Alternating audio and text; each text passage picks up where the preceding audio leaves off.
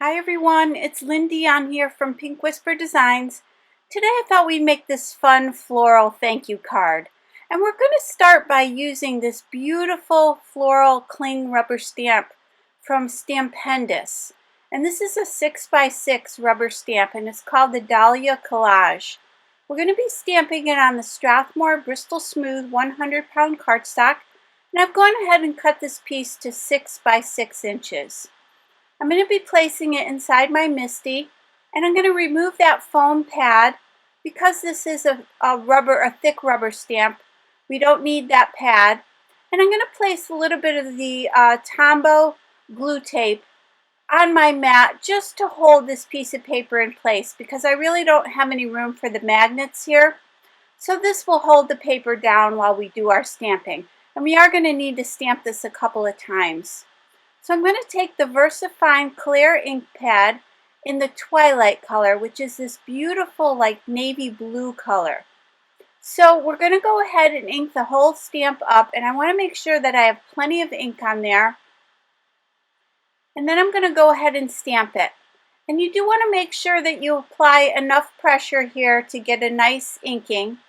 And I went ahead and I inked it up a second time, and I'm going to stamp that again. So I've inked it up again, and then I'm also again going to apply that same pressure just to get a really good coverage. And now I can remove it from the MISTI, and you'll see that it easily pops out with that little bit of tape underneath it.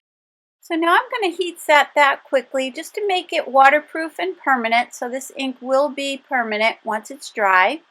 And then I'm going to be coloring with my Zig Clean Color Real Brush pens, and this is the pink. So I'm going to lay down some water first on each of these petals, and I'm using a water brush, and then I'm going to apply that pink color towards the center of the flower, and then I'm going to go back to the water brush and I'm going to pull that color down.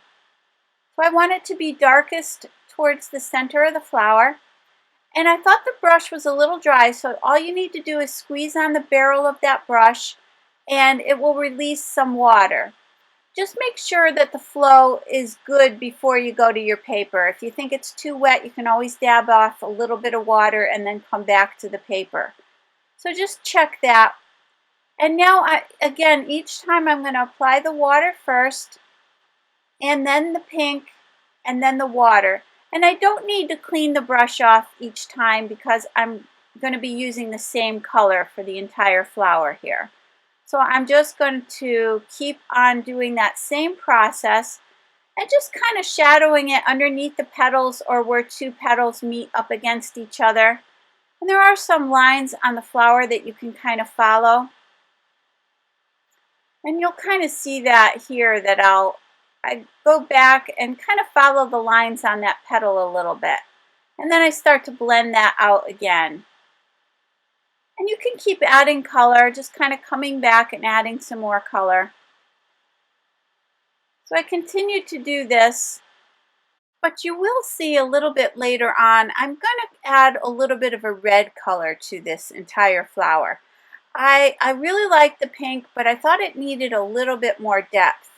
So I'll show you a few more petals here with the pink. And I did also want to say, if you feel like you're getting too much color, you can always just dab off, clean off that brush on a scrap paper or on your paper towel and then come back to it. So if it feels like maybe you've added too much of the pink or it's getting too dark, just clean it off. You can always remove color.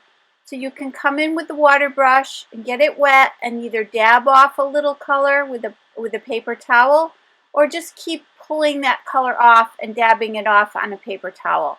So you have some options here, which is really nice because you have a lot of different ways you can remove the color or apply more color. So again, I keep saying it, but these are so easy to use and they're very forgiving. So I went ahead off camera and I colored in the rest of those petals the exact same way. Now for these little parts here at the top, this little petal kind of folded up. So I just kind of went around that edge there.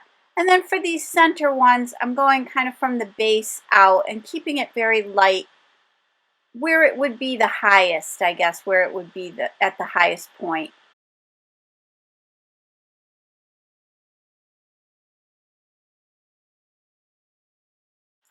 So here's where I decided to come in with a little bit of that geranium red. So the paper is still somewhat damp from all the coloring that we did. So I'm not going to re-wet it with the water brush first. I'm just simply going to apply the red and then take the water brush and blend that out. I'm pretty much following the same kind of shadowing I did before, just not going out quite as far as I did before.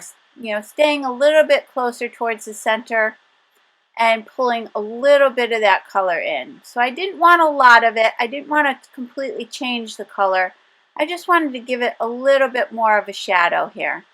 So I'll just continue doing the same thing here, and I did the rest. I'll just show you a little bit more, but I did the rest off camera.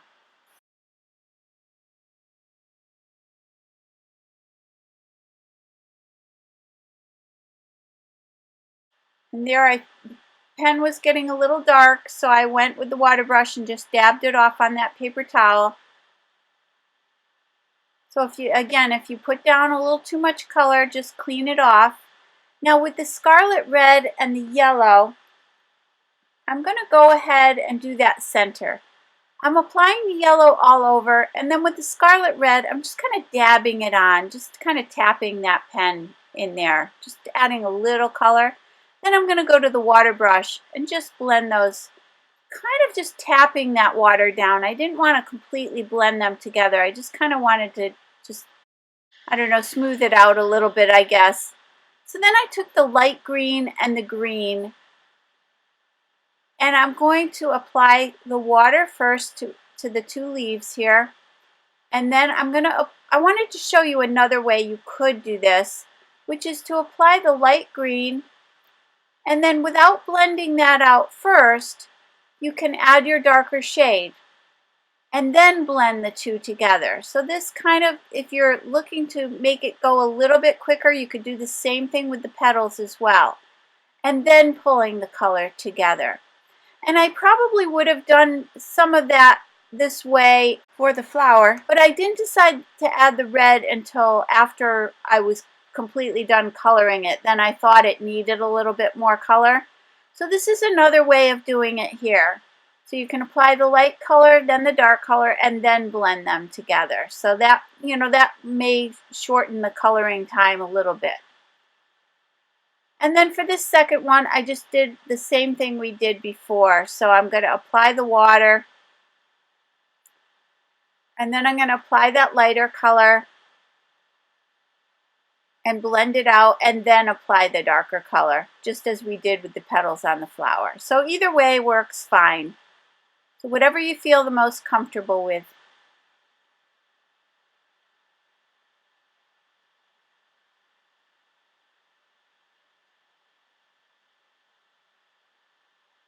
So that looks pretty good for the coloring there. I'm just blending that out just a little bit more here. Now I'm going to heat set this. It did get very wet. The paper got very wet, so I just wanted to heat set it because I want to stamp it one more time. I just want to bring those colors back. After I colored it, I thought it got a little bit dulled out, so I'm going to place it back in the MISTI. And now I need plenty of that tape because it is a little slightly bit warped. So you'll see here, I even lift it up and apply a little bit more of that tape just to make sure that it lays nice and flat when I go to do my stamping. So now that I've got it positioned, I'm going to ink that up again. And again, you want to make sure that you had heat set this before you place it back in the MISTI. And now I'm going to go ahead and stamp that one last time. And you're going to see what a big difference this third stamping makes. And look at that. Look at how that just pops. So I just think that is absolutely gorgeous. So now again, I'm going to heat set that because the ink is very, very wet here. So I want to make sure I heat set it before I come in with my Spectra Noir crystal clear sparkle pen, and I'm just going to add that sparkle all over this flower, and and the leaves as well. And you do want to clean it off before you go from the flower to the leaves. Otherwise you will transfer that color, so make sure you clean it off. And I'm using the Hero Arts Infinity dies, and these are the nested frame, rectangle frames. And again, for all of these products that I'm using, everything is listed below, so just check the product supply list below. And I've used the third largest rectangle in this set, and I'm just taping it down with a little bit of purple tape here. I'm just placing a piece of scrap paper over it because I did already apply that glitter pen, and I just didn't want that to transfer onto my plates. So I just placed a piece of scrap paper and ran that through my machine. Now I'm using the Lawn Fawn Rainbow Paper Pack, and this color is called Blue Jay. And now I'm going to go to that second largest rectangle. And I'm going to run that Blue Jay paper through my Spellbinders Platinum 6 machine. And now for the stamping of the sentiment, the Thanks a Bunch, I'm using the Daisy Thanks stamp set from Stampendeous. And I've cut a piece of vellum paper at about 6 inches, 6.5 inches, and it's probably a couple inches wide. And I'm going to place that in my MISTI. So I need to put that foam pad back in the MISTI here. And I'm going to place that vellum paper in the MISTI as well. I'm just going to position my magnets there. And then I'm going to line up this Thanks a Bunch sentiment right at the bottom. And I kind of want to center it. I'm going to be cutting this down to size afterwards, so don't worry too much here about the size of the paper here. Now I'm going to be inking this up with my Versamark ink pad, and this is just a clear ink. It's an embossable ink, and I'm going to stamp that. And then I'm going to apply some embossing powder to this, and I'm going to be using my Ranger embossing powder in the Seafoam White. And now I'm heat setting that with the heat tool. So I'm taking the 1/4 inch score tape, you could really use any tape here, and I'm just going to attach this. And you could use glue. If you want a little time to move it around a bit, if you're not sure about centering it, you can always use glue instead here. And I'm just going to remove the backing from all of this tape. And then I'm going to center it on this Blue Jay cardstock.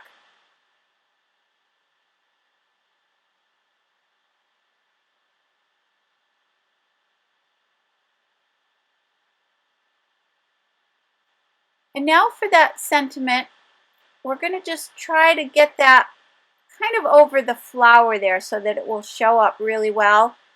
So I'm just positioning that. Then I'm going to flip this over. I'm just pushing those little tabs back there, flipping it over and applying a little bit of tape to the back of this panel. And then I'm just going to tape that in place.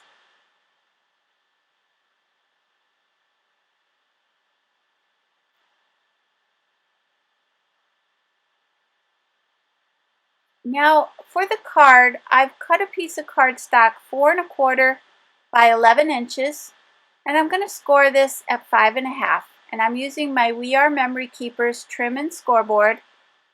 So I'm just going to fold this in half and press that down with my bone folder, and this will make a standard A2 size card.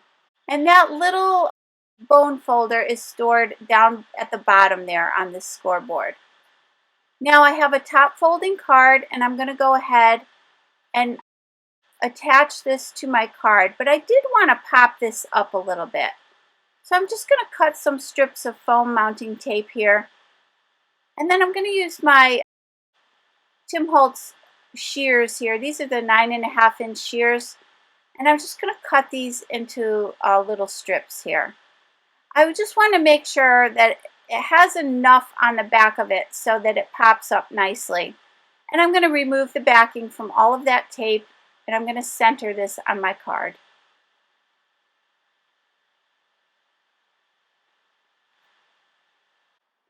So here's a closer look at that card.